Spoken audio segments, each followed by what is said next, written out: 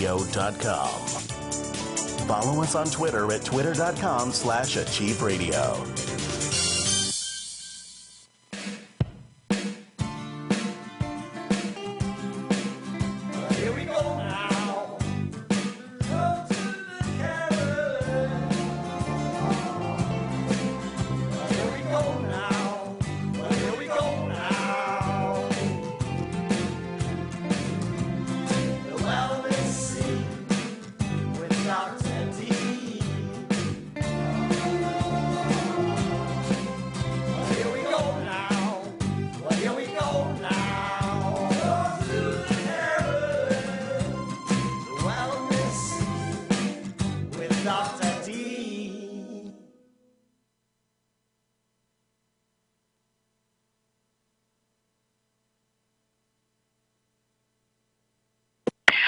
Welcome, everybody. Live with Dr. Carolyn Dean here on achieveradio.com. So glad you're with us. Another wonderful Monday where we are going to trip the light fantastic with Dr. Dean. And I'm so excited. Well, you know what? I'm excited every week to work with Dr. Dean because she's totally amazing. But what I'm excited about tonight is that we're going to be presenting such great, timely information on colds and flus. And the reason why I'm excited about it is because it seems like everybody around me has it except me, thank goodness, knock wood, and, take a sip of Rebag. But, yeah, you guys, it is cold and flu season, and Dr. Dean has got so many tricks in her bag to keep everybody happy, healthy, and running through the holidays in pure joy and bliss without having to worry about all these germs. So anyway, very exciting. And before I bring her on, I just want to say that Carolyn is amazing. She's a doctor. She's a naturopath. She's an herbalist. She's an acupuncturist. She's an architect. She's a florist. She is an artist and a designer of every single kind. She's amazing fashion statement all the time. She's so fun. She's proactive. She's compassionate. She's a huge visionary leader. Her vision for health and changing the context of health in this country and around the world is absolutely amazing, and she's totally up to the task. But I'll tell you one thing. I mean, there are so many things this woman can do. She's incredible. But one thing she will not do on her radio show is give medical advice. Nope. She just won't do it. She is going to tell you exactly what she would do if she were you, and that's the fun of calling in and talking to her. But in spite of her tremendous credentials, we're just going to talk about things in a reasonable way and not get too carried away with giving medical advice this evening. So that's what you can look forward to, 2 hours of great information, great entertainment, great interaction. We'll take your calls a little bit later, but for right now, let's bring her on the line. Welcome, our very own Dr. Carolyn Dean.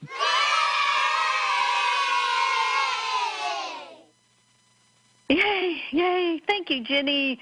So, Ginny added 3 more accolades. Is that the word, Bob? Accolades? Are you keeping a list? I don't know. I mean, they just go on and on and on. Architect. Well, Ginny saw me reading building plans a couple weeks ago. Is that right, Ginny? So now I'm an architect. Oh, I know what this means. And the architect didn't even know what it meant when I was telling him. But anyway, and a florist, yes. And always making fashion statements. Oh, my gosh, what fun. Yeah, Ginny and I have a lot of fun together. And, right, we've got to address this cold and flu business because it is a business, as everybody is becoming aware of. I would think they are because of the cold and flu vaccines that are promoted each cold and flu season. And what Ginny wrote in today's weekly blog, and you can find it at drcarolyndeanlive.com. It's about the headlines in the news about the 2017-2018 flu vaccine. Said that, they almost imply that if you don't get it, you're going to get sick and die. And they do talk about the flu-related deaths. And when you parse those out, I mean, it really is not a death due to flu, but it is a scare tactic so that you will get your vaccination. But when the consensus panels get together, do a proper study, as was done with the Cochrane Institute, it's a nonprofit, non-industry research team, the Cochrane Institute, and the general flu vaccines don't work. Their effectiveness is somewhere between 4 to 6%. But see, what happens with humans is that if you do something that you consider positive for your health, then you're going to feel better. It is called the placebo effect, and there's nothing wrong with the placebo effect. It's much better than the nocebo effect, which is sort of a negative thoughts about your health. So what I think happens in my world, and it used to happen in my practice and probably with customers now, is we give people things that they can work with that are effective and helpful and healthy and don't have side effects, so that people become in charge of their own health. That's why we're going to be talking about our homeopathic kit on next week's show, because it's so important for people to have something on hand in their brain and at their fingertips to use at times of colds and flus and minor injuries, etc. And what Ginny decided to put together was the excerpt from my Future Health Now encyclopedia about colds and flus, updated and have it freely available to people. Ginny, how can people get that? They just have to email support, SUPPORT, at rnareset.com, and we'll send it right out to them. Yeah, so it's there, available. We might get Chad to do a blog about it, probably after next week when we talk about our homeopathic kit as well. And what the cold and flu handout talks about is a way of doing first aid for, first of all, preventing colds and flus. And the number one thing that we start with is taking Pico Silver to support the immune system at a dosage of 1 to 2 teaspoons per day. In this handout, I did put my experience where I started to come down with an airplane cold, and within 12 hours and after 6 teaspoons of Pico Silver, I no longer had a plain cold. So there are ways, and it totally stunned me, actually. I used to joke about how I could work with a lot of things, but I couldn't help people with colds and flus. But that really did change with the Pico Silver. So we've got the first aid of simple things like keeping your toothbrush in 3% hydrogen peroxide, because every time you brush your teeth, you're going to reinfect yourself. And stopping sugar, dairy, and gluten to decrease mucus. And a lot of our people are already low on those things, so it can be easier for you folks to get better if you're on a good diet. If you're on the complement formulas and you add the Pico Silver, then you're good. I mean, you are going into a season where you're going to be rubbing up against all kinds of people at work parties, at your kids' whatever concerts. You're going to be breathing in a lot of germs. You're going to be breathing the air of relatives and people that you don't really want to be around. And that's a total biology thing where the mucous membranes kind of seize up when you're in sharing air with people you don't really like, and that can result in irritation and infection, believe it or not. So there are many, many very basic things you can do. Before Pico Silver, I used to put a small clove or a half a clove of garlic in my mouth and instead of using cough drops. Cough drops they all have some sugar. I get some cavities once after using cough drops for a long time. So you want to just be aware of all these things, and I've tried to outline all of them in this little freebie handout. So I think that's about it. Heaven forbid if you have to take an antibiotic, then you're going to be using a good probiotic. We'll soon have our probiotic Flora Revive available, probably in December. Do you think, Ginny, it might be ready by December, sometime in December? Yeah, I think more toward the end of the month, but yes, I think we might be able to get it in before the end of the year, which would be very exciting. Very exciting. So what have I left out? I know I jumped between your blog and the handout, but people just have to read the information. And that's what we say about the whole Future Health Now encyclopedia. You want to know what's available. And when we talk about the homeopathic kit next week, it'll be 36 remedies at your fingertips. But you'll have to read the guide book that will give you along with the kit, or even if you don't get the kit, but the guidebook about how to do first aid homeopathy. So, anything to add before I go on to a topic that I want to cover today, Ginny? Nope, that's perfect. Thank you, Carolyn. Thank you very much. Okay, very good. Now, this is kind of a complex or, highfalutin topic that won't interest everyone, but it struck me when I was reading about liver transplant, the step-by-step operation of a liver transplant, what people go through, and what it reminded me of was in my Magnesium Miracle book, I actually put that one of the conditions that exhibits low magnesium ion levels is in people who've had liver transplant. And it came home to me when I was looking at reading about the side effects of liver transplant or the reactions, because this woman, she started to have heart arrhythmias. She started to have muscle spasms. And for the heart arrhythmias, they gave her, of course, antiarrhythmic drugs. For the muscle spasms, they were giving her muscle relaxants. For the volatile blood pressure, they were constantly manipulating her potassium and calcium.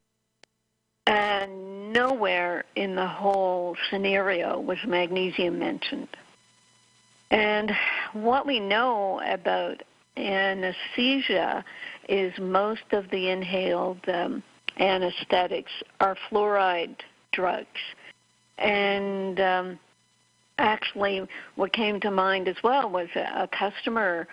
She was very concerned because she had to have surgery on either uterus or ovary, some sort of pelvic surgery. And I guess, she's heard me talk about inhaled anesthetics and how they have fluoride molecules, most of them, and that fluoride can bind with magnesium and make magnesium unavailable, and then you start having magnesium deficiency symptoms even on the table, and those symptoms can be arrhythmia and muscle spasms.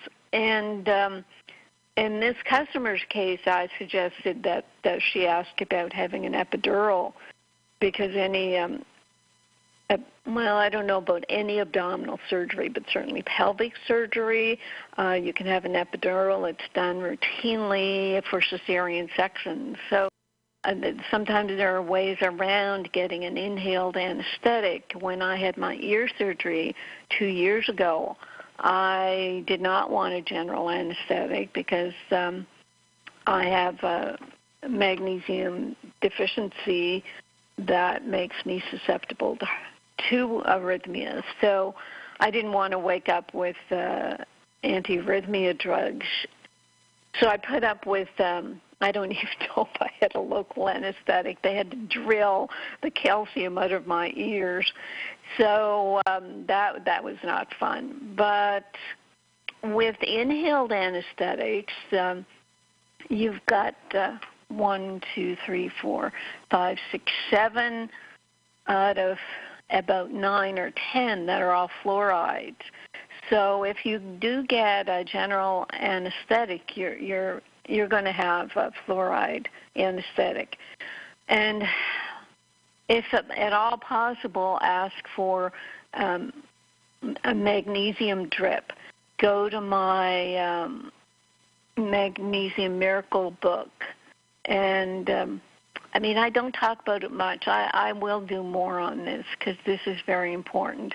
But I talk about surgeons who routinely will put up in IV magnesium.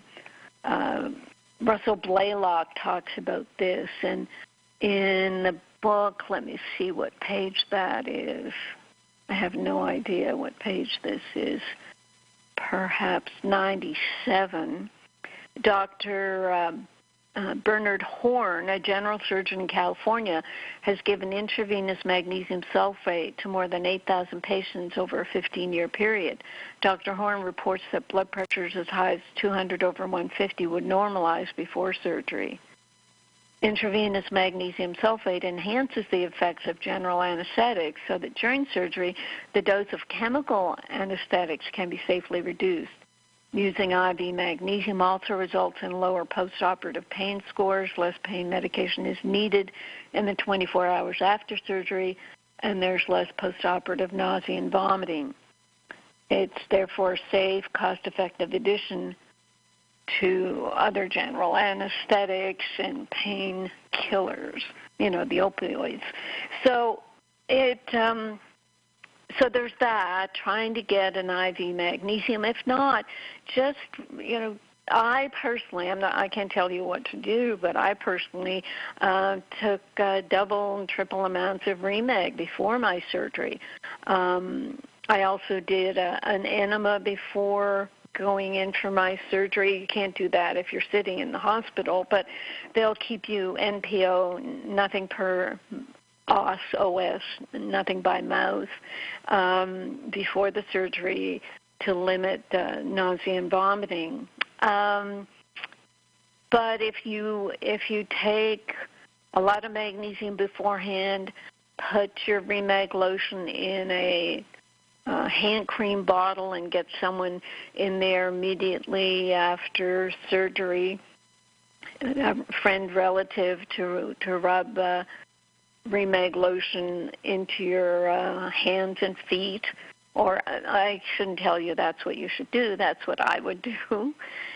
And so there are ways around what I'm telling you about the, quote, dangers of the inhaled anesthetics, but also just so you'll know, there's so many clients, patients, and now customers who've said, I just haven't been well since this or that surgery, and I link it up to the inhaled anesthetics.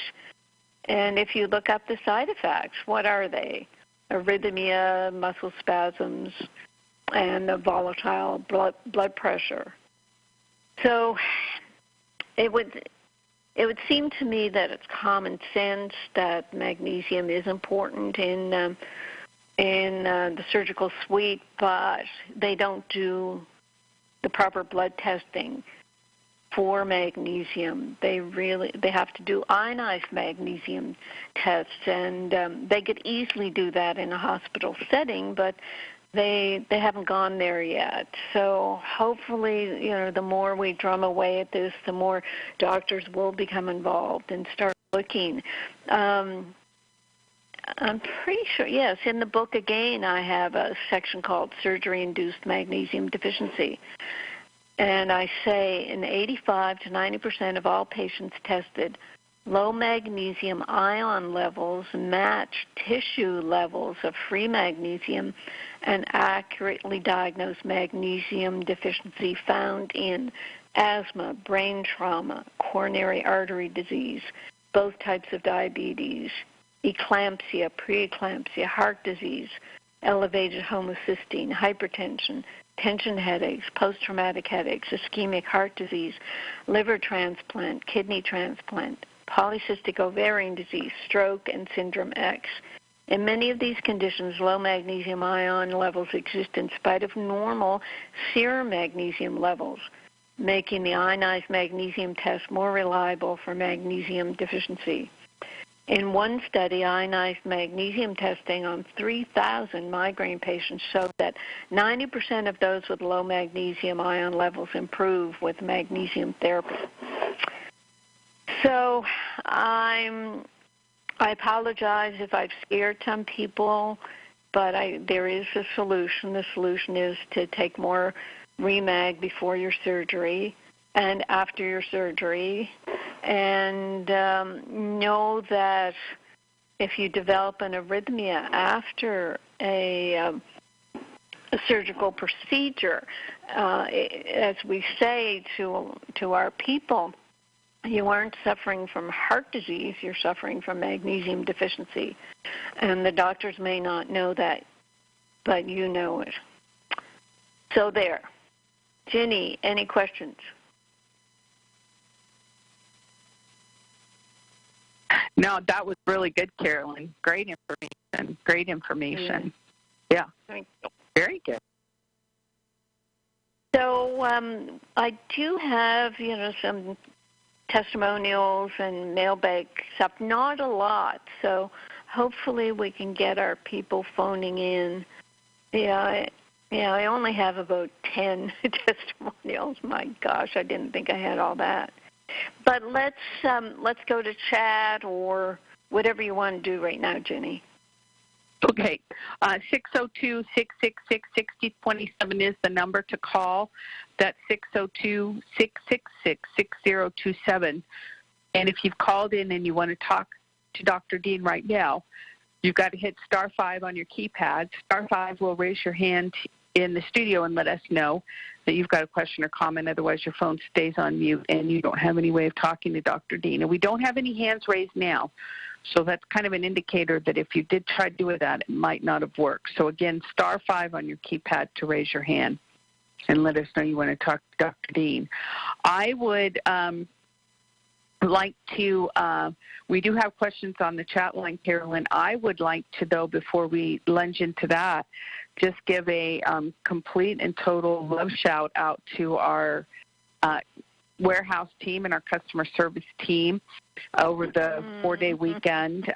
They did an incredible job of getting everybody's packages out for the most part. I think we had a couple that didn't quite make it out the door today. But for the most part, everything went out, and it was just fantastic. Everybody worked really hard, and we had a great response to our offers. And I have been really involved with customer service in the last couple of days because of the rush of all the business, and I must say we have just some of the best customers. Our customers are great.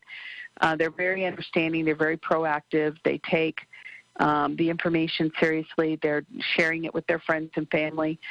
They want to feel better, or they do feel better, and they know it's the way for a lot more people to feel better. And it's just been a true delight and a joy, interacting and talking with everybody. Yeah, it's like a Christmas holiday times, where the Black Friday is the start of the Christmas celebration and all the other holiday celebrations. So everybody's in on it. It's fun. Yeah, it's very, very fun. It was a lot of fun. So thank you to all of our wonderful customers. And then one thing I wanted to, one question that we've got on here from Lynn in Canada. Oh, and another thing was I talked to so many customers. Is it Ginny from the radio show? Like, yes, this is Ginny from the radio show. But what was fun about it was so many people listen to our radio show. They love the content. They love the information you provide. They love feeling like they have a source of information where they can go, and you'll get that help they need. So that was very exciting, too, to talk to a lot of listeners to the show. But Lynn in Canada is typing in, and she says, hello, Dr. Carolyn. Lovely to be here for the first time today. So we love that about Lynn. Hold on.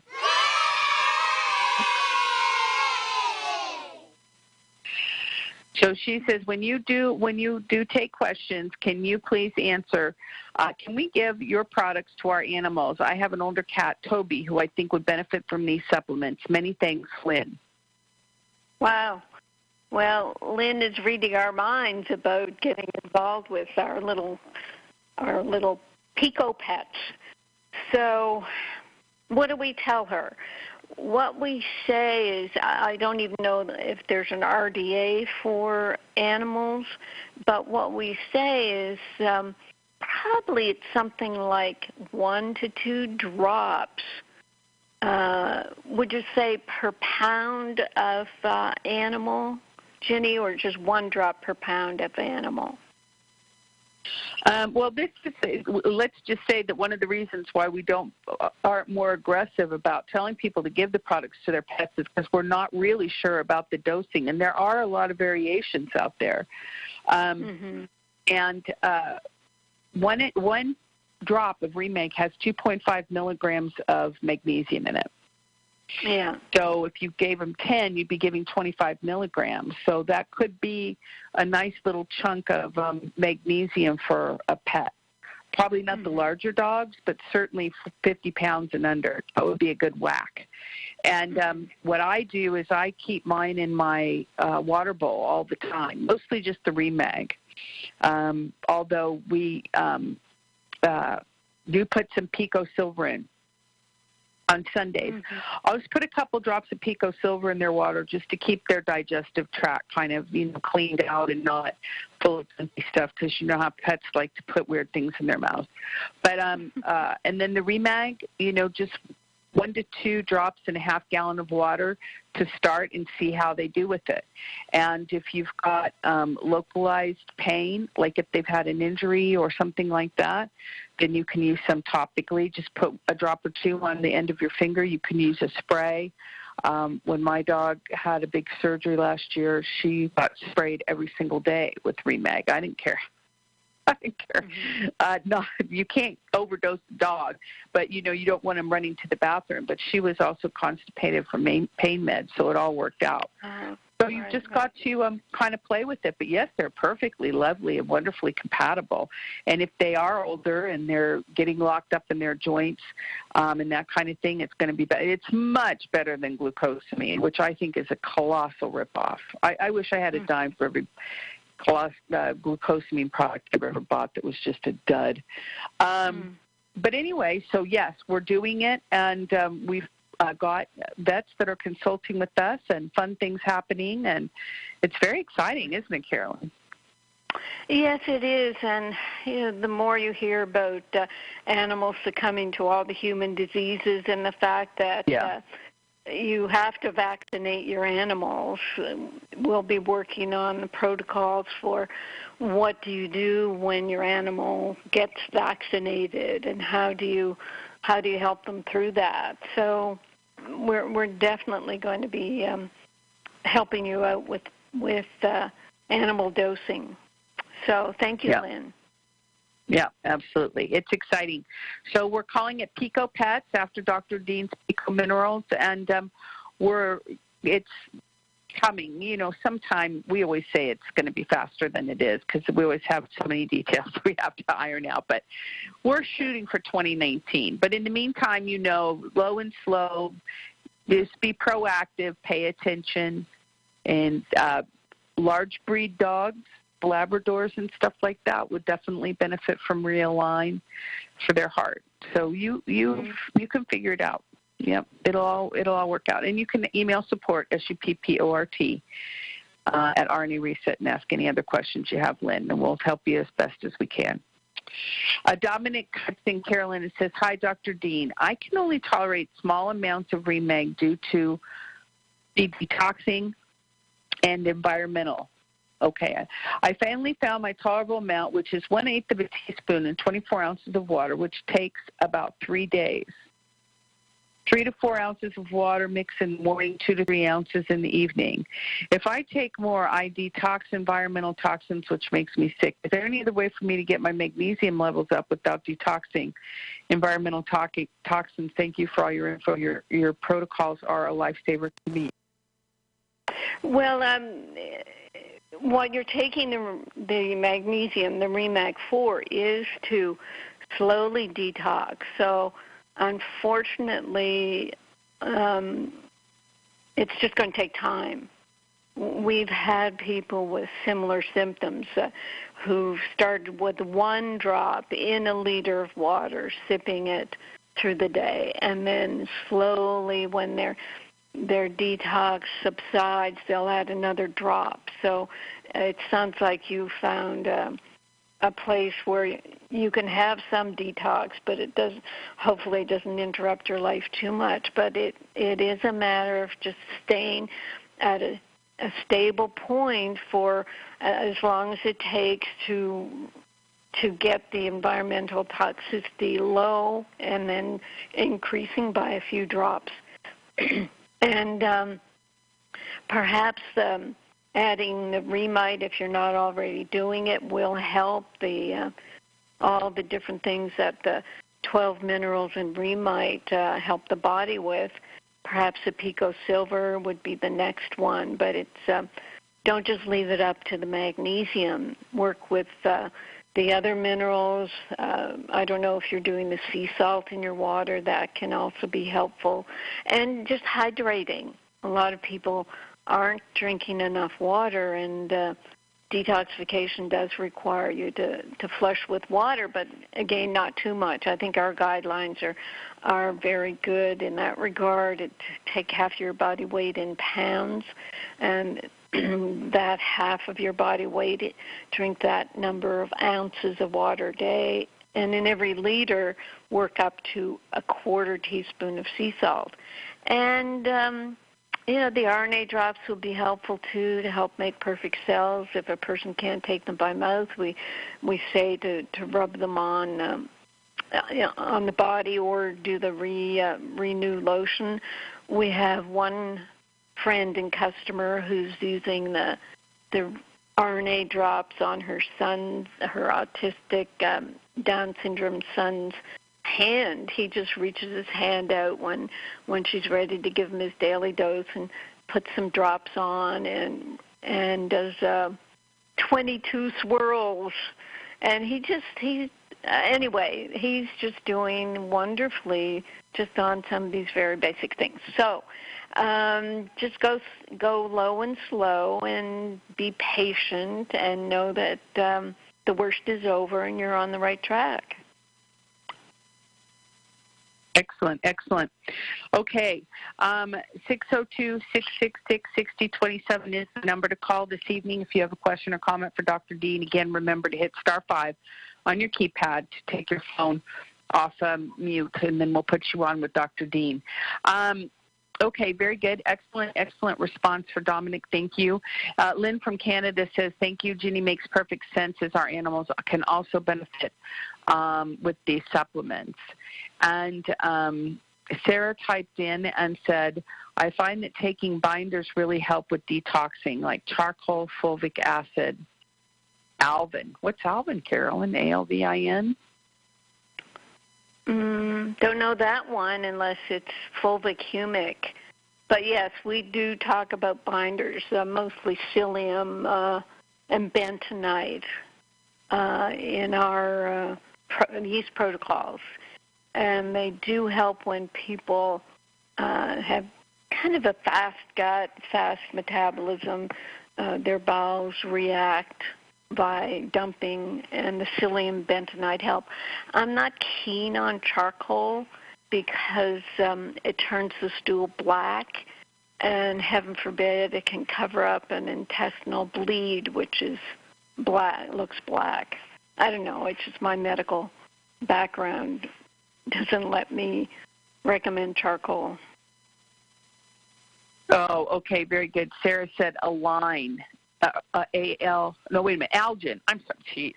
Algin, Algin. Right, that's a binder.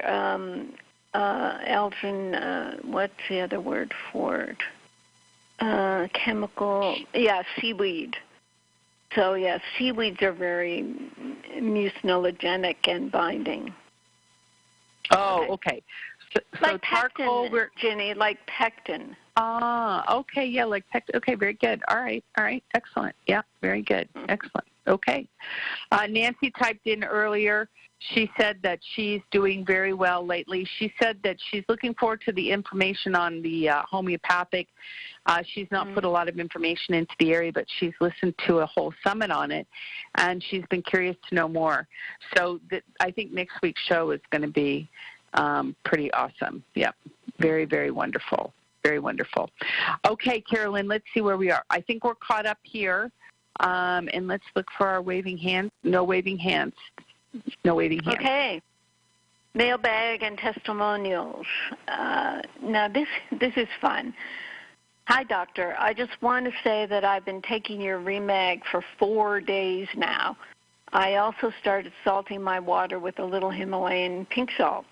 It is probably a little soon to speak, but for the first time in several months, I felt normal yesterday. Improved energy, improved alertness, and my AFib had settled down so that I hardly noticed it. Thank you for even this 1 day of relief. I hope it continues to help me.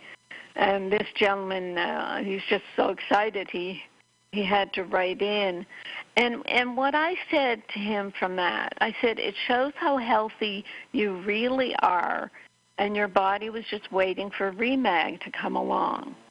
And I think, I don't know if it's gone out yet, but Chad and I were working on a blog about people who don't think they're getting their miracle. You know, where's my miracle? And everybody's different. There will be people who, you know, once we start questioning them in customer service, it's easy to find out that people have been on a half dozen drugs for 10, 20 years. They've been ill for decades. They've been magnesium deficient since high school. And all this information just builds up to let us explain to people that you've burnt out your magnesium. You just don't have the magnesium in your tissues that your cells need to create energy and to be an anti-inflammatory. So once we kind of reason with people about what's really going on, they just kind of, we think, most of them settle back and become more patient about their poor body and try not to be too aggressive about, well, I want to heal faster. I'm going to take, 10 teaspoons of Remag, and that'll get me better. So what happens when you take 10 teaspoons of Remag? You will overload your cells, and you will get the laxative effect, even though you're not supposed to. And then people complain, well, give me the laxative effect, until we find out, well, yeah, I've been taking 10 teaspoons. So we support people wherever they are. This gentleman, I supported him and said, it shows how healthy you really are, and your body was just waiting for Remag. And I think that's fantastic that people know that. It's part of what we say about AFib not being a heart disease for maybe even most people, but it's a magnesium deficiency condition. So, yeah, that was awesome. Do you have anything to input there, Ginny, from customer service about that topic? No, I think that was very good, the way you said everything. Thank you. Okay, now I did a blog last week called Why Doctors Fear Magnesium, and I thought it was a real kind of breakthrough, what I've realized. Let me look it up. My blogs are on drcarolyndean.com, and I'm in the 800s of blogs. There's so many blogs out there. It's pretty neat. So I say, it doesn't seem rational, but doctors are afraid of magnesium because they really don't know anything about it. In med school, we were told over and over again that if we came upon some treatment that we didn't learn about in our medical training, that it just wasn't valid. Incredibly, that goes for all the nutrients that we know the body needs as building blocks. The fact became very real to me this month when I got roped into a panel discussion on a mainstream ESPN radio show. The panel was very diverse. A male model turned yogi, a rap artist, a psychologist, and a couple of medical doctors. The discussion was about insomnia with a focus on children.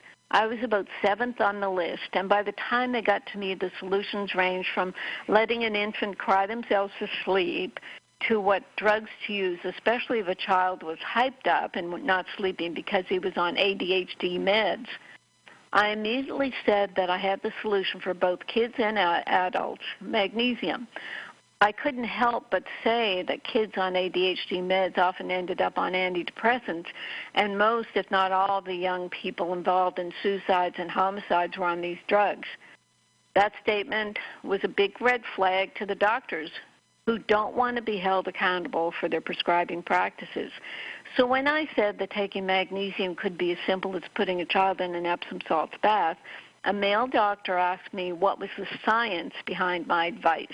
I told him about the 1,000-plus studies by Drs. Burton and Bella Altora. Then a woman doctor announced that if the child swallowed the bathwater, they could have diarrhea. I couldn't help but laugh out loud, at which point I was cut off by the host. It was more of an oh my laugh and not a ha-ha laugh, as in, oh my goodness gracious, how could a doctor be so blankety blank? The doctor probably immediately Googled Epsom salts and found that taken orally in high doses of salt could be a laxative, and she quickly sought to discredit my advice. But I still was perplexed by this lack of common sense and lack of openness to non-drug solutions. It finally came to me when I was reading a story about a third-year medical student learning about magnesium sulfate used in obstetrics for women with eclampsia, and that's the headaches, seizures, and fluid retention and high blood pressure that are a sign of magnesium deficiency. On the ward, a mistake was made on the rate of delivery of the magnesium sulfate, and the patient rapidly received 40,000 milligrams of magnesium. Note, 1 teaspoon of Remag contains 300 milligrams, so this dose was equivalent to almost 3 bottles of Remag swallowed at once. The amount of magnesium The amount of magnesium threw off her electrolyte balance catastrophically, and she died, likely of an arrhythmia. Because what happened was they put 2 bags up for her. One bag was just Ringer's lactate. It might have been normal saline, but kind of a fluid bag, and the other bag was magnesium sulfate. But they ran the magnesium sulfate as if it was the Ringer's lactate, which was a fast run. The magnesium sulfate is supposed to go in very slowly, like we tell people to do. So, yeah, that's going to kill somebody, just like drinking, 100 glasses of water will cause brain edema. This has happened.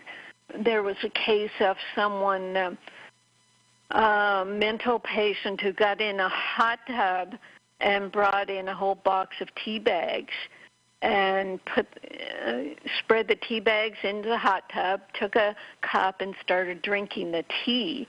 And he went to the point of fluid overload and brain edema and died. So what are we going to do, tell people not to drink tea? So what happens is I realized that what doctors learn about magnesium is the negative effects of too much. They're not in med school to learn about nutrients or how to keep people healthy. The medical mandate is to diagnose disease and treat disease symptoms with drugs. Unfortunately, drug side effects are mounting, as are nutrient deficiencies, and doctors don't know how to turn back the clock on their failed education. But your education can proceed uninterrupted. Simply go to my educational website, Dr. Carolyn Dean Live, and download all my free books and listen to my radio show archives. So there. So there. Wow, that is incredible. Jeez. Why doctors fear magnesium. Yeah.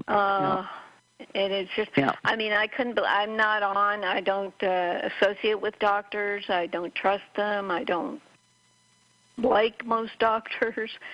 So when I was on this panel, it was like a shock. Well, what are your studies, what's your empirical evidence was the word about make Epsom salts? And it's like, it's been used for centuries, man. Get over yourself. So because they don't know anything about it, they can just throw out this, well, where's the science? And, they could have, the woman who asked about, a child in a bath could drink the bath water and get the laxative effect. It's like, yeah, a mother or father is going to stand there with a glass in their hand and let the kid drink the bath water, I'm sure. It's amazing how the disinformation or just the critique and the attack and the lack of common sense, it boggles me sometimes. Well, and the thing of it is that doctors would not be afraid of magnesium if they had experienced the successes that you have, and many of the doctors that do order from us have experienced tremendous success and wouldn't trade it for anything. Right. And, this is the, Yeah, there's I think he's a lay person. He has a nutrient website, and he wrote me an email today. My 74-year-old wife has been taking 800 milligrams of elemental magnesium daily for 9 months. She takes 2 tablets of 200 milligrams each twice a day. It's a magnesium citrate. She does not seem to be getting enough magnesium. She does get benefit from topical magnesium. I'm wondering about the possibility that she might not have enough stomach acid to dissolve the tablet. Blah, blah, blah. And I said, magnesium oxide is only 4% absorbed. Magnesium citrate may be 20% absorbed, and they do require stomach acid. And I said, you haven't been reading my information about Remag, which is 100% absorbed and doesn't require stomach acid to do so. Saturating the tissues with enough magnesium allows magnesium to help dissolve calcium in soft tissues. She's got some calcific tendinitis in her shoulders. And, we've heard people constantly talking about how the Remag and the Pico Silver helps that. So I said to help dissolve calcium in soft tissues and direct it to the bones where it should be. Also, Remag lotion on the tendinitis would be very helpful. So he said, I have been reading your, quote, claims about 100% absorption for a long time. I do not recall seeing any data which backs that claim. Oh, my gosh. And I thought he was interested in magnesium. And I said, LOL, how about the incredible testimonials and clinical results? Also, I just said, you have to try these things. If something isn't working, why wouldn't you go to the next level? So anyway, that's where we're at. People who, they will just throw that out. Well, where's the research? Like we have $1 billion to do a research trial. Hey, Carol. One thing to remember, and Ginny's well-versed in this, humans are vain. Mm-hmm. They have original sin. Look at how vain I am. I've turned it into an art form. But anyways, basic people are vain, and they use knowledge and crap, to be the benefits of vanity. So you say, why are humans like that? You must go back to religious literature and realize people are flawed. They screw up everything, always have. And Ginny became a minister in that situation. She wanted to unflaw people, and she realized that they wanted to be flawed. So I'm just citing the archetypal traditional wisdom of folk wisdom. People are a bit screwed up for whatever. I don't know where original sin came from, but they are flawed. So they're gonna mess up our program. That's right. That's shocking. And it's Jenny and customer service. We get it all the time. Well, I've been listening to your show for 5 years, and I decided maybe I should try Remag, and then they beat themselves up because they didn't try it sooner. It is boggling, but some people. I don't know. I'm not going to say anymore. I'm moving on. Very good. Okay. A comment on why doctors fear magnesium. Someone said, I truly believe that a lot of these doctors check their thinking processes at the door. And I said, that does seem true. Modern medicine is like a cult where you have to believe in what the cult dictates. And, I started to write a blog about that where, look at the dictates of the cult. You can only have a 7-minute doctor appointment. A friend was telling me that she was visiting her ophthalmologist, who she's known forever, but he recently went into a HMO practice. And she said after her 5-minute appointment, someone started knocking on his door every 30 seconds to move him along. How horrible is that, where you can't even control your own time? Another comment, thanks for all you do, Carolyn, including understanding the medical ignorance, as I have learned. This is from a doctor. Unbelievable but true. And I said back to her, you and I will maintain our stance that helping people is a far better way of life than whatever medicine thinks it's doing. And then I go into some Facebook testimonials. Anything from chat or phone calls, Ginny, before I move over to Facebook? Yes, I want to say also, yes, Sarah typed in and has a question, but Lynn from Canada also typed in and said, I agree with you, Dr. Carolyn. I don't trust doctors either, especially oncologists and radiologists, because the cancer treatments they're suggesting kill people, and I doubt they would recommend these procedures for their family members. They're not interested in natural, organic, or naturopathic healing methods. Yeah, that's a good point. Yeah, that's a very good point. Would you put your family member through that? Yeah. Right. Yeah, cancer treatments are very experimental, and we don't get too involved with cancer. We tell people just take the products for structure and function, and we do refer on to our total biology consultant, medical doctor, Dr. David Holt, Holt. You can get his whatever stats or whatever, his contact information from support at rnareset.com. And when I studied total biology, I realized that it is the conflict that will allow the body to try to solve the conflict by creating random cells for grief, the lung cells, for, there's all kinds of different griefs, but for trying to nurture, create breast cells. Like if I've said this many times, if a mother's child is in intensive care and, on the brink, her breast can react to the stress by making cells to try to develop the milk glands to nurture the child. It's just sort of a biological reaction. So cancer is a conflict. We have some book references that we give out too, so people can understand a little more about what's causing, what potentially is causing abnormal cell growth. So yes, we're up to the hour. I guess we'll just meet again on the other side, Jenny.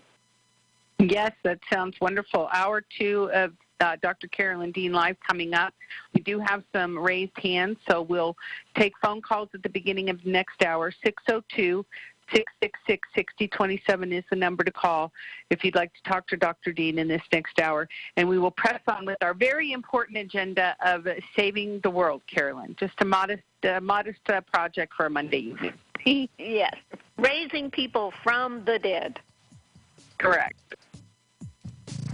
We'll be back with Hour 2 of Live with Dr. Carolyn Dean, along with host Ginny Gunther, after this brief station break.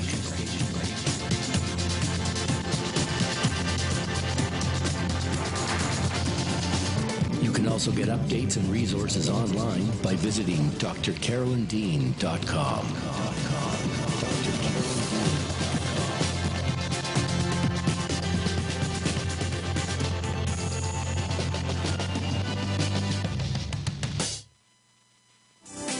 Psychic radio, holistic radio, spiritual radio. This is achieveradio.com. Follow us on Twitter at twitter.com/achieveradio.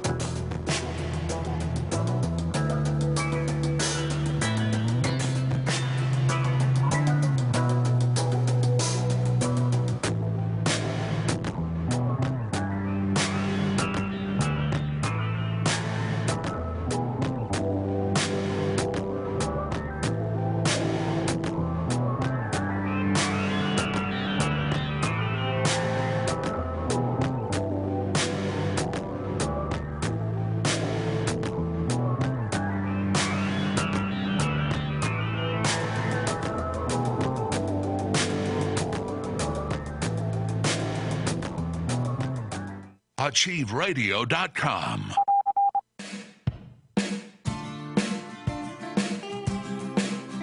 Here we go now. Go to the Carolyn.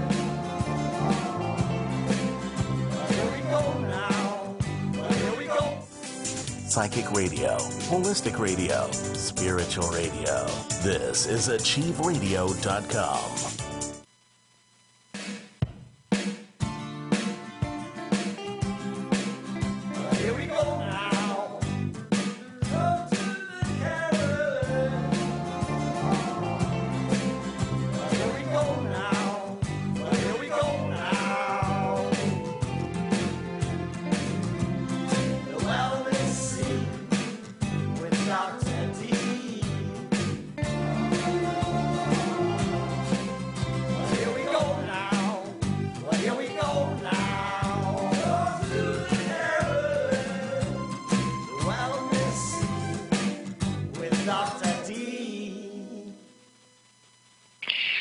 Everybody, welcome back. Hour 2 tonight, live with Dr. Carolyn Dean here on achieveradio.com. Glad you're with us.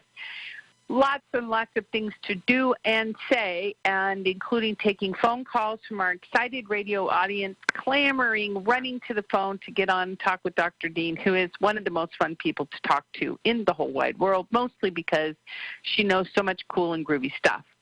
602-666-6027 is the phone number if you'd like to call in and talk with her. And again, hit *5 on your keypad. We'll go to the phones now, Carolyn. I just want to say, before we lose the reference, in the first hour we talked about why doctors are afraid of magnesium, and about the one who chided you about drinking Epsom salt bath water for a child. And Belinda typed in and said, as a child, I did much worse than drinking Epsom salt bath water. And now I can look back at my lessons and say, what was I thinking? But yeah, no, I don't think it. Thank you, Belinda, for your lovely comment. Okay, Carolyn, are you ready to take a few phone calls? Yeah, that'd be great. Uh-oh, where did our people go? People, they dropped off. Go ahead and call back in. We'll wait. We'll get you when you get back, 602-666-6027. Okay, what should we do next? Well, let's go to the next. Yeah, let's go to the next blog. It's head injury and magnesium. Once again, it's at drcarolyndean.com, all my blogs.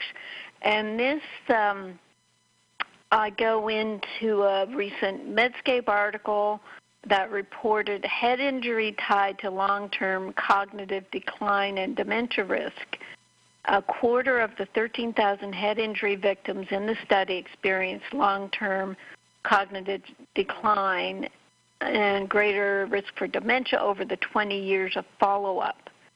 And what do I say about that? I wrote about head injury and magnesium in the Magnesium Miracle 2017, and I think this information is important. Right,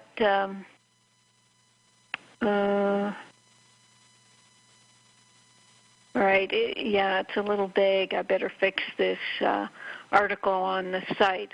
A second study noted an incredibly high frequency of even mild head injury in the U.S. that is associated with cognitive decline in approximately 23 million U.S. adults over 40.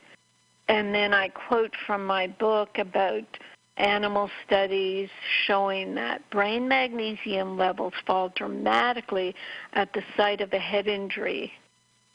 In 66 human subjects with acute blunt head trauma, the calcium to magnesium ratio elevated, much more calcium than magnesium, which means the calcium will cause ceaseless neuron stimulation leading to cell death. And it goes on and on and on. I mean, these are studies I found very easily when I was doing the research. So I don't know why other doctors don't recognize that as soon as someone comes in with a head injury, they should be on IV magnesium. So I say you get the point. Magnesium, especially in the form of Remag, is important for anyone who has suffered a head injury, whether acute or chronic. And I add one of the stories from one of our customers. I missed a step and fell at a gas station, hit the cement on the right side of my forehead. A friend drove me to the ER because the bump on my head was the size of a jumbo egg. The ER doctor did a scan. I had a hematoma and a concussion, but no internal bleeding or fracture. So that's what they check for. They make sure that you're not bleeding underneath your skull, what they call subdural hematoma. 10 days later, my GP was amazed that the area was healed with no discoloration nor a black eye. She asked if I had a headache or dizziness or nausea or fuzzy thinking. I said no to all of that. She concluded that I healed much better than her patients in their 20s and 30s. Their problem, she said, lasts longer for weeks and months. And she said, well, that's because I take Remag, Remite, RNA, reset drops, and bathe my brain in good fats from a keto diet. Unfortunately, and then I continue, unfortunately, magnesium is not introduced into modern trauma treatment because doctors never learned about it in medical school. However, if you or a family member has suffered a TBI, traumatic brain injury, please inform your doctor of the need for magnesium. Take them my book and show them Chapter 5, the CNS, stroke, brain injury, and brain surgery chapter. Or you can download the free ebook, Magnesium in the Central Nervous System, and print out Chapter 12, the role of magnesium in traumatic CNS, Central Nervous System injury. And that's important to to bring in, actually, it's validation for a doctor. Doctors don't like to rock the boat or do something that the other doctors aren't doing. But if you bring in paperwork and some science, then they can use that. They can reference that if they get hauled up in front of their board about giving something outside the so-called standard practice. So that is that blog. Anything from you, Ginny, before I continue on? No, we are still waiting for our callers to call back in, so go ahead, Carolyn. Right. Now, did I talk about the proton pump inhibitor blog last week? Last week. Did I? You did. Yep. Okay. So I did that. So I'll go to the testimonials now. All righty. Let me find them. Just bouncing around. I love my computer. Okay. This is a short one. Dr. Dean's products are amazing. At age 74, I've had great results after 6 months of using. Next one. That was Susan. This one, Christopher says, I originally wrote a review of this product. I've since finished my second bottle. This is of Remag, and wanted to update my review. This is hands down the best magnesium supplement I've ever tried. I've tried almost all major brands and types: glycinate, taurate, malate, oxide, citrate, sulfate, etc. Glycinate is okay, but I can only tolerate so much, and I need a large amount for my condition. With the Remag, I take doses of 300 milligrams 5 times a day and have no loose stools. The product is amazing. Keep up the good work. So, yeah, that's interesting. And I guess at some point, Ginny, we may figure out a little more closely why some people can get loose stools even on 2 and 3 teaspoons, and they can't get to high doses. And I don't know if it's because they're not sipping it through the day, or if they're allergic to some food that's irritating. We find out all kinds of things as we work with people who tell us they have loose stool. And yeah, we found out all kinds of strange relationships. Even I think someone was telling us today that when she stopped taking SAMe, we told her, you'll get your sulfur and your realign. You don't have to take high doses of SAMe. And when she stopped taking them, I think in her case it was she started sleeping better. So we really get involved with looking at people's other supplements to make sure they're not undoing what they're trying to do with their complement protocol. Chrissy says, best protocol I've done over the years. And then I'm going to stop to ask Ginny if anyone's on the phone yet, because this is a long testimonial.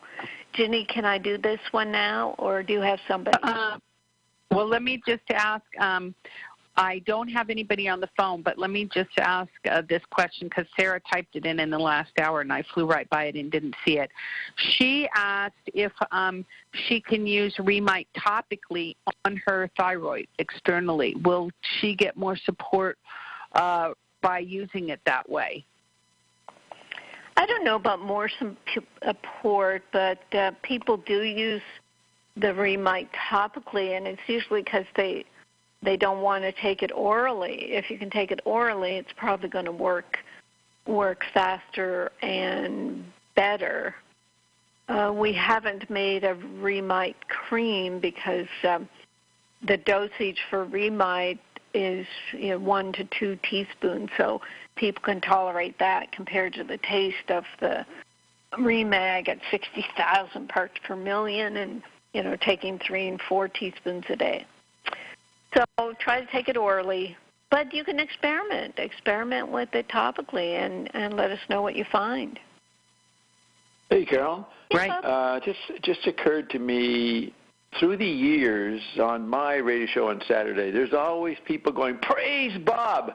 I think we can start putting some of them in as testimonials because they're all on products and doing great. So let's have occasional "Praise Bob" thrown in there.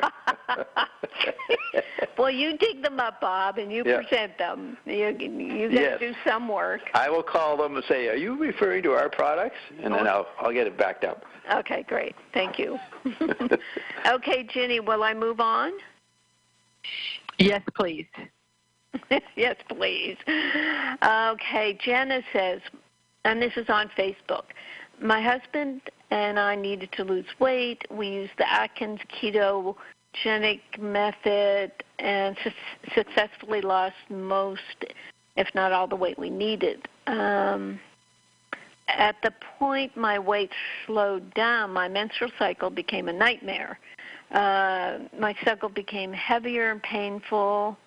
I had pins and needles in my low back, radiating down my hips and legs. I basically had to stay at home 1 week and sometimes 2 a month. If I left, I would take many pads and have to change them every 2 hours. I'm a researcher and learned I must be dealing with estrogen dominance.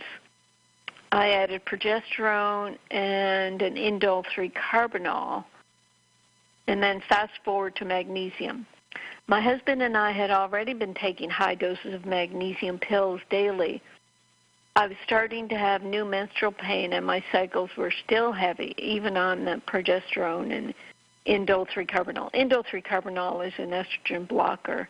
I don't really recommend it. I think you can balance your hormones with minerals, etc., and some detox. One day my husband had foot pain impacting his walking. I said to soak in magnesium, and I gave him magnesium pills. And she thought she should increase her magnesium. And when she did, her blood flow was immediately curtailed. And she said that was an epiphany for her. It's a magnesium deficiency. So she went back to her research, and her first click was on a site that mentioned me and the Magnesium Miracle book. We decided to order Remag, and we noticed that we feel happier. My husband's foot continues to be normal. My menstrual cycle no longer causes me pain. The blood flow is still curtailed, and my cycle only lasts 4 days versus my typical 7. Heavens! I've read that magnesium is important for estrogen, progesterone, and testosterone creation. I'm so grateful that Dr. Dean went out of her way to create this formula for those of us who want perfect health. Thank you. And P.S. also no more Charlie horses. So, yeah, awesome. And Facebook again. Hey, Carol. Yes, Bob. What's this phrase, blood flow? What are you talking about? Menstrual menses, M-E-N-S-E-S. I didn't hear that. Yeah. Yeah, she was calling it her cycle, my menstrual cycle. All right, so it has too much, and the magnesium helps lessens the menstrual flow, yeah. From 7 days of bleeding excessively to 4 days of normal bleeding. Jeez. I know. Yeah, you don't want to be a woman, Bob. That's your comment right now. No, I'm just thinking what people put up with. Yeah. You know, she said she took 2 weeks off work? Mm-hmm. Jeez. Every month. Okay, Bob, I'm moving on, okay? You can have your epiphany on the side. Well, you have the most shocking radio show going. Thank you. Okay, here's the next one. This will be very interesting. Mute yourself, Bob. Conchetta says, Remag is life-changing for me. I've only been on it for a month, and the changes in my DISH,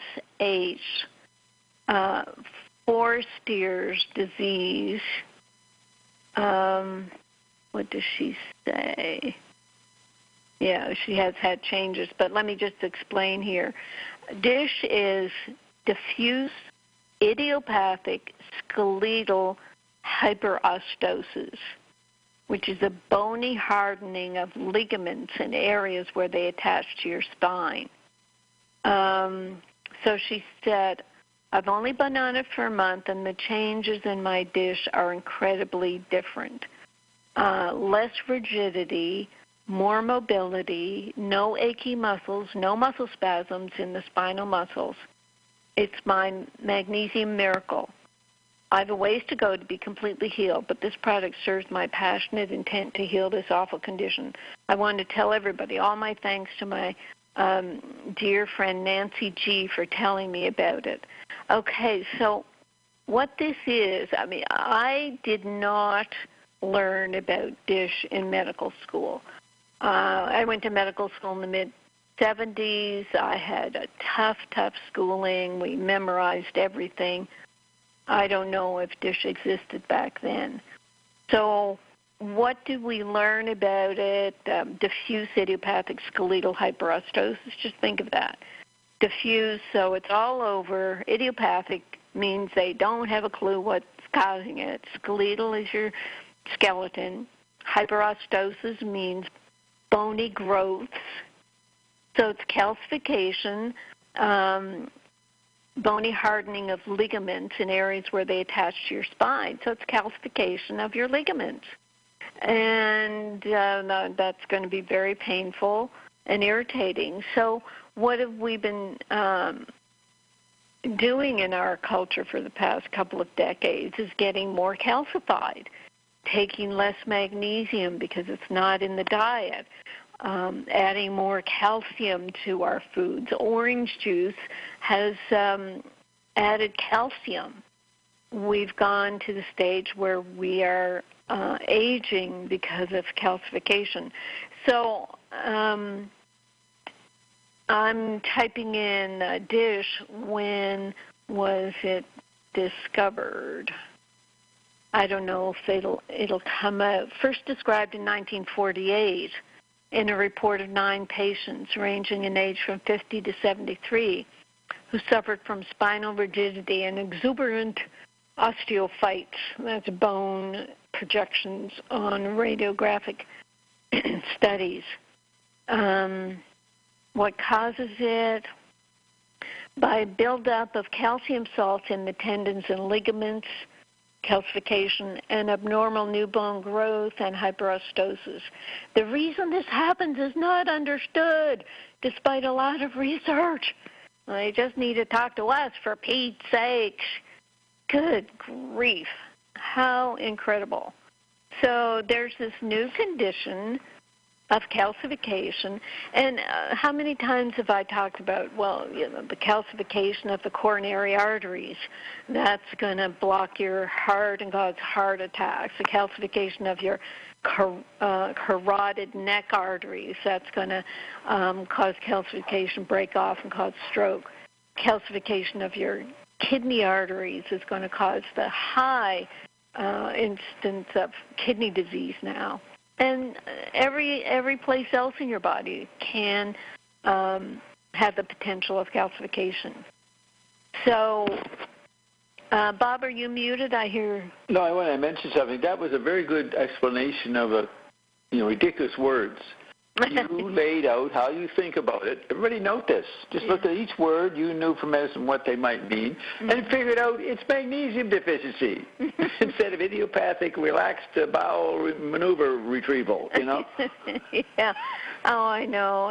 Yes, because they don't know what all these new conditions are. They can just describe them physically. And by describing them physically, they out themselves that, this is another magnesium deficiency. And I don't have it in my book. I have 65 other conditions, but, I'll have to start adding all these new ones. So idiopathic means we don't know what it means. Yeah. They got a name for it. Well, we know what this is. This is something we don't know. Yeah, but it's funny. It's like they're idiots. This is idiopathic. Well, we're idiots because we can't figure this out. Or no, they say nature's idiot. It's pathological. It's an idiot process. We don't know why they came up with this. I don't know. It's pretty bad though. But Conchetta says Remag is life changing. Only been on it a month, and already less rigidity, more mobility, no achy muscles, no muscle spasms in the spinal muscles. Yeah, it's definitely magnesium deficiency. Any muscle spasm is a magnesium deficiency until proven otherwise. So I guess total biology would point to why a person would develop, like in my case, I developed Charlie horse leg cramps and heart palpitations for my magnesium deficiency. Conchetta developed this calcification along her spine. So everybody's going to express it differently, and that's what freaks doctors out, because they will never believe that 65 medical conditions can be caused by magnesium deficiency, and the FDA won't believe that either. I mean, they are going to come after me at some point, because I keep saying all these conditions, you have to look at magnesium deficiency. And all we're doing is treating magnesium deficiency, giving people something highly absorbed that will help keep their calcium in solution. Boom. Boom. Boom. Ginny? Excellent. Boom. Okay, let's take some phone calls. 602-666-6027. Again, the number to call. When you call in, be sure to hit *5 on your keypad, and we'll go out to the great state of California. Area code 310. You're on the line with Dr. Dean. Could you give us your name and then state your question or comment? Yes, good afternoon, Dr. Dean. I just wanted to tell you how gracious I am. My name is Shirin, and how thankful I am of all the good information that you give us on this radio show. And I just wanted to let you know, last week when I came on the show, asked you questions, you were you were so calm and confident. I never felt. I never felt, I'm on the show, I cannot talk, It was, you calmed me down so much. I just wanted to thank you for that. Oh, you're welcome. Mm-hmm. And I do have a question. A friend of mine whose mom is in rehab, she just asked me a question about her mom with having high triglyceride and deposit in the arteries. I wanted to know, what would you suggest? And she has also, I don't know, it says amnesia. She forgets things. It's not amnesia. It's not. They would be calling it dementia. They would be calling it dementia. Dementia. Right. Well, the high triglycerides. What happens with triglycerides? They respond to fruit and high fructose corn syrup. So what you would do first is look up or ask your friend if she's getting Ensure, Ensure, is a so-called nutrition shake. Yeah, you may know it. And when you look up the ingredients, I'm doing that right now, to see what sugar they use in it, because it's very high in sugars. And I'm not, let me see, ingredients, here we go. Water. Probably they're giving her that. Pardon me? Probably they are giving her that, because as I know, in all the rehab centers, they feed old people this one. I mean, I have seen this very often. Right. So that's the first reason for triglycerides in an older person in a nursing home or retirement home. Corn, maltodextrin, sugar, a lot of vegetable oils. They do have minerals in there, but they're, dirt minerals. Contains milk and soy ingredients as well. But yes, it's the first two ingredients are sugars, and that's how they can, I guess, get people to choke it down. And I mean, what happens? I don't know how old your friend's mom is, but triglycerides and cholesterol, they're really not the cause of heart disease, but if they do build up in the arteries, they can break off and they can cause stroke. So I wouldn't know what to say. I mean, how can you change the whole system to help people with these conditions and this bad diet? Shireen, what we do tell people is to put some Remag lotion in a plain hand lotion bottle and leave it at the bedside for the person to use or anyone that comes to visit to put on them, because that will help clear the head. It will help the metabolism. It can help triglycerides and cholesterol as well. So that's the simplest way to start off, because what happens with friends and family is they feel so helpless in these situations. They just don't know what to do, and that's the simplest thing to do is use Remag lotion. So you think you just said Remag lotion mixed with another hand lotion, or just plain? Well, what the doctors or nurses will do if they think you're giving a supplement, they'll stop it. You get my drift. So we pour it into a regular hand lotion bottle. Correct.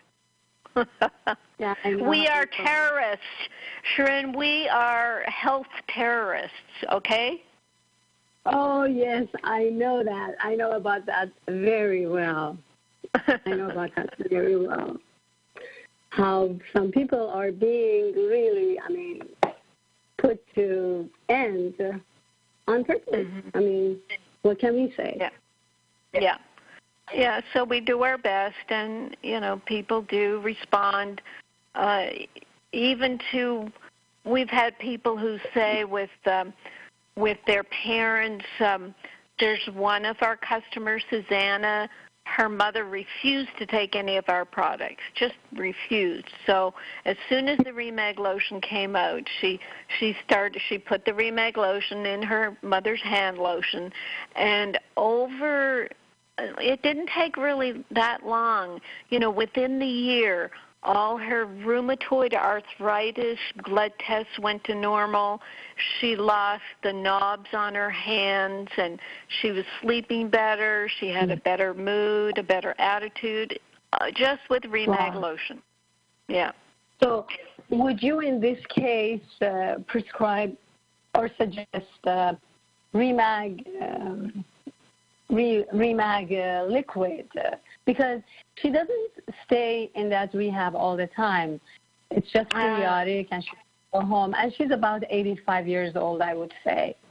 Well, yes, very certainly. And what your friend could do is phone up our great customer service people and just discuss all the different ramifications, because yes, getting older people to drink enough water and put the Remag and the Remide in the drinking water with a little sea salt, and it can really turn things around. So yeah, that would be wonderful.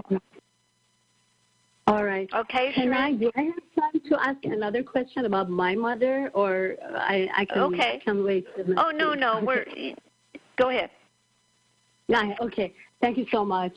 My mom is a 40-year diabetic, and, she refuses to stop her medication, and I don't blame her. They have eaten her brain about the medication. She just thinks without them she cannot go on. But I have got her Remag and Remide, and she's been taking it. Can you tell me, in this situation, how much of it would be enough for her? I mean, how much she should build up to, because she's been taking. She has a problem with his bladder. I don't know what's the real problem. I know that she loses the urine. And, right. Well, what happens there with that incontinence of the bladder, what we found is it can be calcification of the urethra, the opening from the bladder to the outside. And with taking the Remag, it can help dissolve that calcification. We've had people tell us they've gotten off their adult diapers by doing the Remag. And as for dosage, most people for therapeutic would be taking 2 teaspoons of Remag and 1.5 Remite. And that could be, that's a good thing to amount to aim for. Great. And you mentioned one more thing. Yeah, she has also a very severe back pain. She operated on her back, and unfortunately, it didn't yield good results. And she's having pain almost all the time. Right. Well, the Remag is going to help with any sort of inflammation, or if the surgical site got a bit calcified. This is where you would take the Remag lotion and rub it in the back. But it could take time. But most people, we find, it doesn't take long before they start feeling some benefits, and it just encourages them to keep going. Okay, where would we rub the Remag lotion is best place to rub it on? Well, at the site of pain is the best place. If she can't do it herself, then the family would do it. But then the days when she can't do it on her own back, just rub it on her arms, her feet, her legs, whatever she can reach, because it'll be absorbed and affect the whole body. All right. Thank you so much, Dr. Dean. I really appreciate it. Now, tell me the spelling of your name so I can keep track, Shireen. It's Shirin. It's a Persian name. That's right. That's what I thought. Okay, Shirin, thank you so much. I have a question for Shirin. You're from L.A.? Are you from the L.A. area? How did our products affect your mood, breathing during the fires, the recent fires? You know what? I was going terribly sick. And one thing about my body is when I go, Dr. Dean was talking about someone who has allergic reactions. I mean, I have the healing crisis of allergies very, very, very fast. I show symptoms of a healing crisis. So I was taking it, and I don't know if it was the healing crisis or because I was taking it more a little bit. And I was very, very sick. And I don't live near the area that the fire was. I'm in the Beverly Hills area. And unfortunately, I saw a lot of chemtrails in those days that was really not helpful. I think the chemtrails affected me more than the fire. What do you say to that, Carol? Nothing. Nothing to say. What can I say? Nothing to say. I could tell Shirin to move away from L.A., but I can't say that. I know. I wish. Yeah. But what? How long? You haven't been taking the products that long, though, have you, Shirin? No, but I told you last week that when I started taking it, after a little while, I realized that the lighting in my eyes, what do you call it in English? I don't know. The sparks in your eyes when you are in the dark, they just went away. Totally. I don't experience them anymore. And the floaters, I have a few floaters in one eye because it was my eye was hit by something, and it caused a couple of floaters immediately after that. Right. And the floaters do not bother me as much. I mean, they're there, but not as bothersome as sometimes they would get. Wow. And, yes. I started recently. It is amazing when people really sit and think about how they were before and then after. They realize there's so many ways in which their body's responding. It's quite incredible. Yeah, and I have arthritis in my fingers. Also, I feel them to be better, but some days I feel such pain in my knuckles, and I just know that I'm detoxing because these places is where I never had the pain over there, and when I see the pain in my upper knuckle when I never had that pain before, I just realized that it's going to go away. So and that's wonderful. That. You know, some people might think, oh, I'm getting worse, but you realize that it's a transition. It's the bone shifting, the calcium deposits lessening, and it's going to create something. Some change is going to occur. So good for you. And to call it detoxing or healing or shifting, that's what's going on.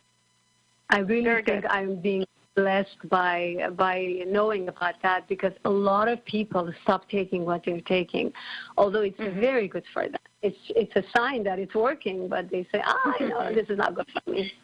Oh, I know. Well, yeah, and we try to educate people about, when you're not happy where you are and you ask for change, you have to be prepared for change. That's all. Yeah. Things are going to change and shift. So, and that's why we have such remarkable customer service people, because they can sit and listen and, just be aware that a person is just going through a period of healing, and it's going to be different, and it doesn't have to be scary. Well, Ginny and I a long while ago started saying the worst is over. Don't just proceed as if the worst is over, which is what you're doing. Yeah. Thank God for everything. Yeah. Thank you, Ms. Okay, my dear, then we'll let you go, move on. All right. Thank you. All the best. Thank you, Sharon. Bye-bye. Bye-bye. You're welcome. Bye-bye. Bye-bye. No, what a lovely call. What a lovely call. I know. It's like we're sitting around having tea and just chatting, and Bob bursts in and gives his comments, which we appreciate. I'm the waiter that keeps interrupting. Oh, right. And doesn't bring anything. Okay, Ginny, over to you. Okay, very good. No chat room comments, so we're right on track for more information that you have, Dr. Dean. Okay, so then it's back to drcarolyndean.com and see what blogs that we haven't done yet, because there were those couple of weeks we were away. There's one here I'm sure we didn't talk about. Are we wrong about fevers? So I wrote this November 12th. This Medscape headline caught my eye. Are we wrong about fevers? The discussion turned to defining a normal temperature as a baseline. Apparently at the University of Leipzig, beginning in the mid-1800s, over a 16-year period, they recorded the armpit temperature of over 25,000 patients. In 1968, he reported that 98.6 Fahrenheit was the average body temperature. So that's what I've I grew up in knowing, and in med school, we were told 98.6 Fahrenheit, 37 centigrade was the average body temperature. But then in 1992, someone analyzed the temperatures of 148 healthy volunteers and found the average temperature to be 98.2 or 36.8 centigrade.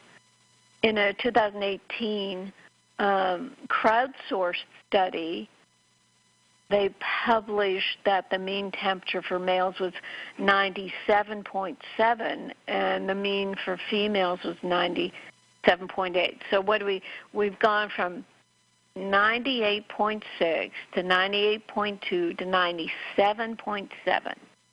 Oh, say the experts. The first guy must have been wrong. They accept the facts of the test results without any critical examination. The author of the paper is, quote, interested to see what other accepted facts we are being taught in medicine. I have a different interpretation of these three studies. To me, they show the decline in the average body temperature, in a word, hypothyroidism. When your thyroid is weak and producing less thyroid hormone, your basal metabolic rate slows down and your temperature drops. We have an epidemic of hypothyroidism that began a few decades ago. That's the 1992 level that was lower than the 1868 level. Now in 2018, it's even lower. Before blindly accepting these temperatures, they should at least ask why. Low magnesium can also be responsible for a lowering of your temperature, but that may be via the thyroid. The scary thing is the acceptance of measurements as the end-all and be-all, like magnesium RBC levels. They are also declining as magnesium deficiency reaches epidemic proportions. A few years ago, the average range of magnesium RBC levels was 4.2 to 6.8. This year, the level is 3.8 to 6.0. As the population gets sicker and sicker, their magnesium gets lower and lower. But it's got nothing to do with normal. It's just the average range of the sick population.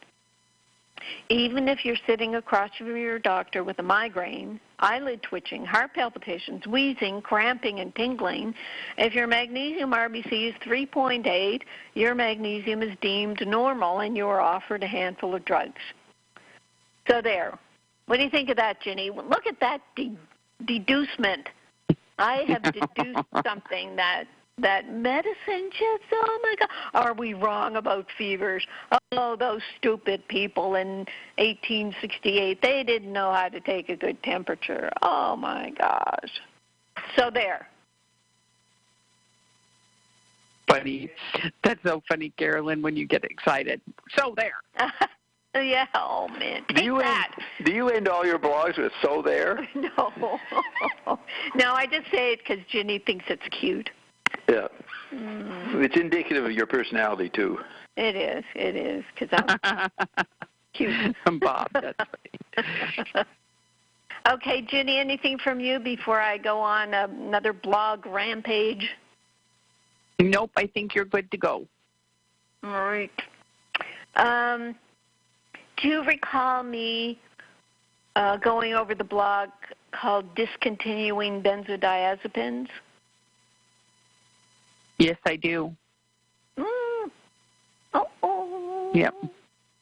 Well, that was I remember because so many of our customers have problems with benzos, and they, use our products for support while they're going through it. Yeah. Yeah, and it's really medical, difficult. Right. Did we do medical PTSD? I don't think so. I don't remember that one. Right. Okay, good. Medical PTSD, that went up November 4th. A customer recently identified herself as suffering from medical PTSD, post-traumatic stress disorder. I look at this condition through the lens of total biology and the conflict of disease, diagnosis, and doctors. So we're conflicted by having a disease, getting a diagnosis, and when we see doctors, the conflicts build. Medical PTSD has its own designation taken originally from the adult survivors of childhood cancer, 12 to 20% of whom suffer unrecognized and ongoing stress disorders. A moving article in a journal called Cure Today described the author's hospitalization. I just got to get back there. The author's hospitalization for infectious hepatitis at age 5. That experience continues to define her relationship with medicine now that she's facing a cancer diagnosis at age 56. She says her fear of hospitals and doctors is right up there with her fear of cancer. But it's not just traumatized children carrying that burden throughout their lives. It's adults who suffer medical mistakes and medical abuse who feel they have nowhere to turn. One of our customers had 2 strokes and subsequent medical testing diagnosed mitral valve regurgitation, leading to 4 open heart surgeries. The first one should have been the only one, but a temporary removable monitor was accidentally sutured into the surgical site. On top of all this, the blood temperature control device infected her heart lining, her endocardium, leading to 2 serious fungal infections. All this medical conflict happened in a 9-month period. In retrospect, I saw an unfortunate case of medical PTSD unfold before my eyes during my internship. It was at Mount Sinai in Toronto. A patient of mine was a concentration camp survivor. After a day off, I found this patient in tears. It turned out that a biopsy had come back positive for breast cancer. Her attending doctor gave her the news, and when she broke down, he immediately called in a psychiatric consult. My patient was horrified, both by the diagnosis and then as being identified as crazy because she became emotional.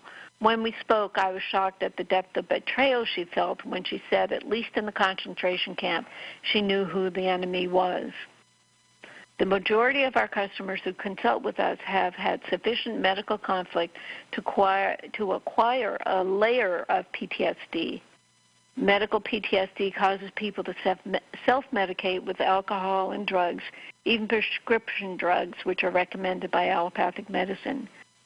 These drugs include antidepressants, anti-anxiety meds, which may reduce or suppress, and something called Prazosin, Minipress, which may reduce or suppress nightmares in some people with PTSD. However, a more recent study showed no benefit over placebo.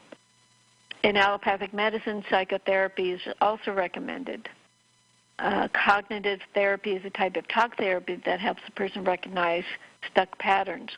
However, talking about conflicts can reinforce the conflict and not disperse it.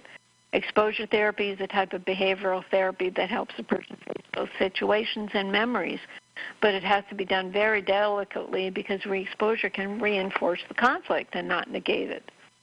I highly recommend and have seen the best results with the third type of therapy called EMDR, eye movement desensitization and reprocessing. EMDR uses a series of guided eye movements as you recall the event. The movements help you process traumatic memories and change how you react to them. We advise our customers who have total body meltdown and medical PTSD to take our complement formulas for the magnesium, minerals, B vitamins, and protein that help balance moods. We also like to add the following powerful techniques. So this one, you can get it from customer service, but I add here in Medical PTSD, November 4th, 2018, are Breaking the Links with Illness and Grief FAQ. The affirmation about the small property, I'll read it out. I was a small property ravaged by a storm. The fine weather has returned. The forest and the river have become calm. The house is vibrant and shines in the sun. And above all, the field is returning to its order, health, and beauty. Thank you, my diseased and depleted organs, for I know you have done all this to save my whole being, and thanks to myself for doing my healing. This is something, this is like an affirmation that I actually stumble through at night, going to sleep. I really should memorize it better. And then there's a general affirmation. There's a link breaker, walnut, which is a Bach flower remedy. So, yes, there's also, I didn't put it here, I don't know why, it's an aria, an Italian aria called Time to Say Goodbye, which in total biology is used for people going through a grief reaction to break the link. So you can type in Time to Say Goodbye. It usually comes up with Andrea Bocelli and Sarah Brightman, who sing this opera, and they've had millions of views. Okay, so that is our, what was it? I was just reading my blog, and I forget what the name of the blog. What was I doing, Ginny? PTSD, medical PTSD. Okay, done. Over to you, Ginny. Done. Okay, I want to say something. This is a very nice contribution from our producer, Bill, who was listening as he does with bated ears on our radio show every week. And he said that he typed to me, he said he was very interested in your comments about people asking for studies in scientific literature. He said that he was a science major in college taking physics and astronomy, and he still follows the literature closely. And he says that all through science literature in recent years, there's been a lot of talk about the quote-unquote replication crisis. And basically what that means is that many papers are being published by prestigious journals that cannot be confirmed or are even refuted by other researchers, and that this is a chronic problem in medical literature. According to a 2016 poll of 1,500 scientists reported in the journal Nature, 70% of them had failed to reproduce at least one other scientist's experiment, and 50% had failed to reproduce one of their own. So, I mean, this is just an issue, people who rely too heavily on these kinds of things. Now, as a scientist, I know you enjoy working with data, and we love anecdotal data, and we keep track of our results, mostly because, you know, we want to help people build their confidence in what they're doing. But what do you think about this, Carolyn? Well, in Death by Modern Medicine, a book that I wrote in 2004 and 5, based on just the horrors of medicine, I talk about science. Marcia Angel, she was a former editor of, New England Journal of Medicine, and she said it's pretty hopeless now that you can get valid research. And she quit, and she sort of went public with all this. And most people who start looking around and realize that science can be fudged, it can be paid for by drug companies. When the drug companies took over most of the research because they had the money to do it, everything went to drug research. So it is a huge crisis. So people can read Death by Modern Medicine and get that information, but I think a lot of our listeners know about it. And I don't like to sort of belabor that as much as telling people there are solutions. I know my blogs are big rants, and I expose people for not having common sense, but I don't really go into the depths of the betrayal of our whole medical system, where doctors now, they're the ones who have any sort of ethic or moral compass, they're quitting medicine because it's gotten so bad. Just giving people drugs all the time and seeing the side effects and, you know, having to deny the side effects. It's abusive to the doctor themselves. So yeah, the system is totally corrupt when, as I said, drug companies can buy research, and they do. And I think of who was the doctor in New York who did he was doing cancer research using high-dose supplements, and he had, what was his name, Bob? Nick Gonzalez. And he netted I don't know if it was the NIH or some government body, said, oh, yes, we'll do your cancer research for you. And then over the years, he described how it was totally abusive. They blocked him at every turn. He couldn't get anything done. And I don't know if he ever got results. But the guy died of a heart attack, a few years after that, probably from all the massive stress. He wrote a book saying, don't ever do a government study. Yeah, Bob was on mute, but Nick, his last book was telling doctors not to do a government study because it's hopeless. You'll be betrayed. So yeah, that's what I have to tell you. Thank you, Bill, for that input. Very, very good. Excellent. Very good. All right, we're coming up to the top of the show, Carolyn. Another great pack information pack show. Great show on homeopathy next week. 2 guests instead of 1. And we're going to have another fantastic week. Supported RNA Reset if you need help. Carolyn, your closing comment? Yay! Thank you, Ginny. I love you, Ginny. I love you, Bob. I love you, Bill. I love you, all listeners. Thank you, thank you. Thank you, Ginny. Thanks, Bob. See you guys later. Edit that out, Bill.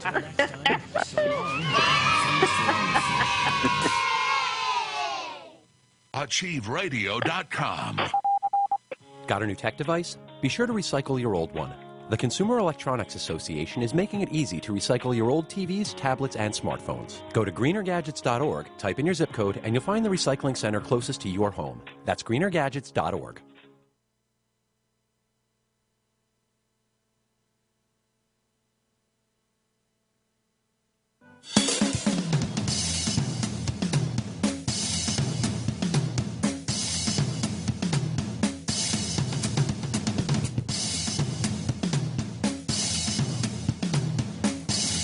Listening to Achieve Radio.